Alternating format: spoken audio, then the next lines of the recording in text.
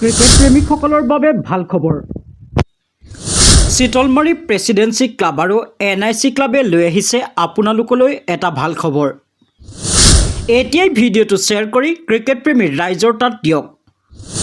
অহাকাইলৈ দেওবাৰ অৰ্থাৎ 23 নৱেম্বৰ তাৰিখে চিতলমাৰী হাইস্কুল খেলপথাৰত হ'ব গৈ আছে এখন ধামাকা ক্ৰিকেট টুৰ্ণামেণ্ট ফাইনেল মেচ।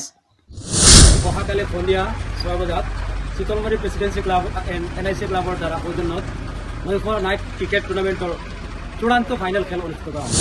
এই ক্ৰিকেট টুৰ্ণামেণ্টত উপস্থিত থাকিব জনপ্ৰিয় কণ্ঠশিল্পী কংকনা পাঠক আৰু মাজুলীৰ পৰা আহি আছে মাধৱ মিলি।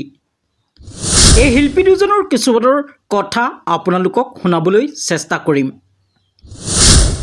নমস্কাৰ, মই কংকনা পাঠক গুৱাহাটীৰ পৰা কৈছোঁ। এই দেওবাৰে অৰ্থাৎ 23 তাৰিখে চিতলমাৰী প্ৰেচিডেন্সি ক্লাব আৰু NIC ক্লাবৰ সৌজন্যত অনুষ্ঠিত নৈশ ক্ৰিকেট টুৰ্ণামেণ্টৰ সামৰণি অনুষ্ঠানত মই গায়িকা হিচাপে উপস্থিত থাকিম। সকলোকে সাংস্কৃতিক অনুষ্ঠানত লগ পাম বুলি আৰু সকলোৰে লগত অনুষ্ঠান উপভোগ কৰিবলৈ বুলি সকলোকে আমন্ত্ৰণ জনালোঁ। ধন্যবাদ। নমস্কাৰ, মই মাধৱ মিলি। আপোনালোকক জনাবলৈ পাই সুখী হৈছোঁ যে অহাকালিলৈ অৰ্থাৎ দেওবাৰে প্ৰেচিডেন্সি ক্লাব আৰু NIC ক্লাবৰ সৌজন্যত চিতলমাৰী হাইস্কুল খেলপথাৰত অনুষ্ঠিত হৈ থকা ক্ৰিকেট প্ৰতিযোগিতাখনৰ সামৰণি অনুষ্ঠানত গীত পৰিৱেশন কৰিবলৈ আহি আছোঁ। সকলোকে অনুষ্ঠানটিলৈ আমন্ত্ৰণ জনাইছোঁ আৰু গীতে মাতে সন্ধিয়াটো উপভোগ কৰিব বুলি আশা ৰাখিলোঁ। ধন্যবাদ। হোজাই জিলাৰ অন্তৰ্গত চিতলমাৰী অঞ্চলৰ লগতে ক্ৰিকেট অনুৰাগীৰ বাবে এটি ভাল খবৰ। আৰু লগতে অহাকাইলৈ সন্ধিয়া সাংস্কৃতিক অনুষ্ঠান অনুষ্ঠিত হ'ব। লগতে প্ৰথম পুৰস্কাৰ হিচাপে থাকিব নগদ 40,000 টকা ও ট্ৰফি। দ্বিতীয় পুৰস্কাৰ হিচাপে থাকিব নগদ 20,000 টকা ও ট্ৰফি আগবঢ়োৱা হ'ব।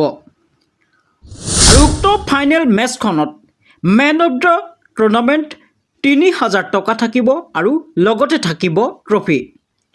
গতিকে উক্ত খেলখন চাবলৈ সকলো ক্ৰীড়াপ্ৰেমী ৰাইজক আমন্ত্ৰণ জনাইছে পৰিচালনা সমিতিয়ে। এনেধৰণৰ নতুন নতুন খেলৰ খবৰ পাবলৈ অনুগ্ৰহ কৰি আমাৰ টাইম এনি লাইভ 24/7 পেজটো ফ'ল' কৰি দিব। চিতলমাৰীৰ পৰা চেবুল আহমেদৰ ৰিপৰ্ট, টাইম এনি লাইভ 24/7।